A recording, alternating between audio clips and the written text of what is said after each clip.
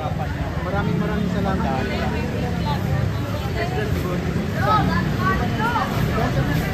Hirapan man sila, fortunate, mas mahirap yung mawalan ka ng lahanan.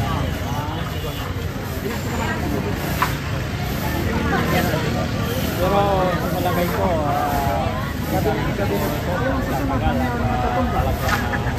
kailangan natin mayari. Araw-arawin na nangyayari. Nagkaroon na talaga ng lugar dito. Kasi yung lugar dito, talagang mga napakamahal ng mga lugar dito. Kasama ito sa Ayan, sabi ni Rose Elibit, ingat na kasi nagliparan daw yung bato. Ingat daw siya, nagliparan daw kahapon yung bato. Ito naman, tapos yung napakataas na building dyan.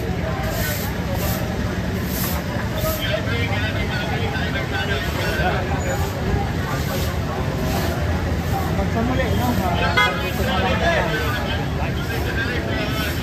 Magsamuli, pa-open mo lang. Maraming salamat. Sa lipat na lang po kayo ng live na idol. Gamer TV. Yan. Kayo dito.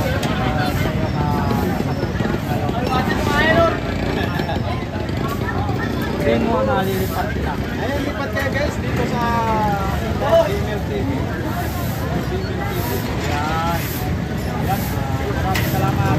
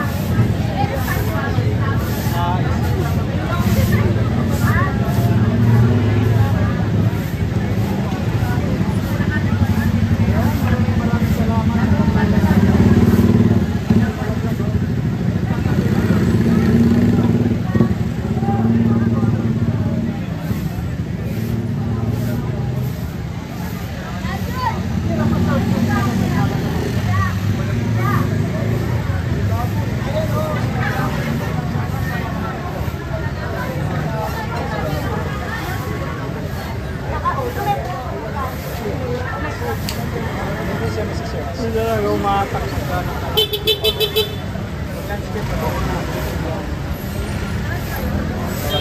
Pero mas magagating na ng landscape. Oo. Kasi pangat tayo.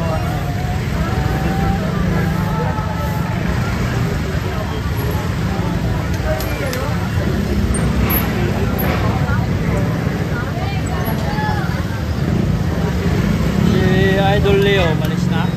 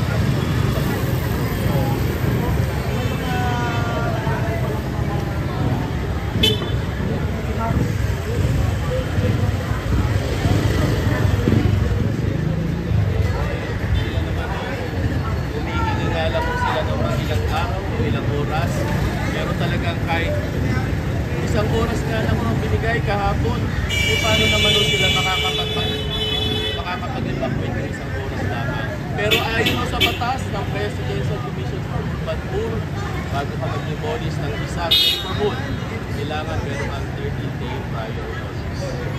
Kung pangalan na lang po. Ako po si Marcel Bumi, ang Segundo Distrito ng Maynila.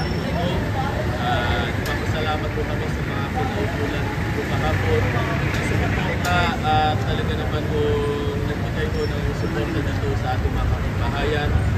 Para sa kaalaman ng lahat, marami po kami nabasa, hindi po sila mga informal settlers. Sila po ay mga bona fide tenants na matagal na po nakatira dito.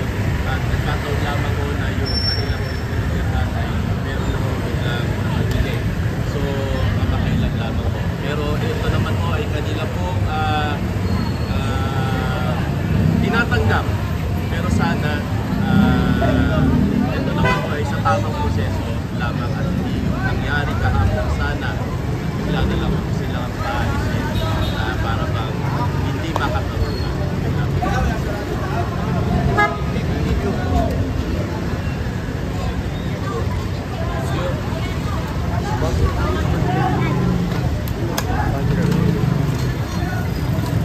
Okay, thank you. Salamat po.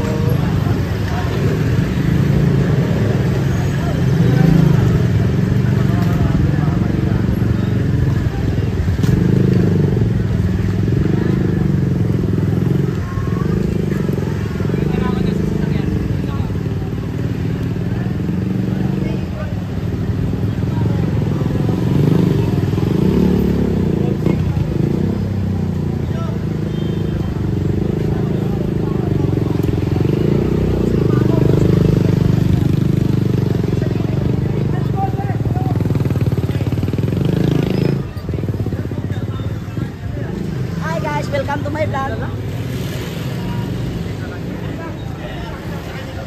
Isa sa mga residentes yata yun doon.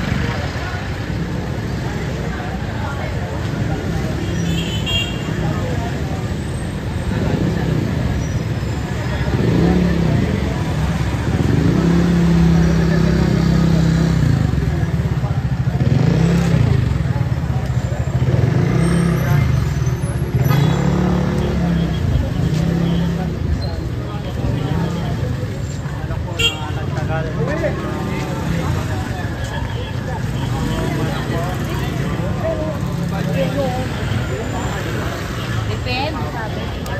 Depende.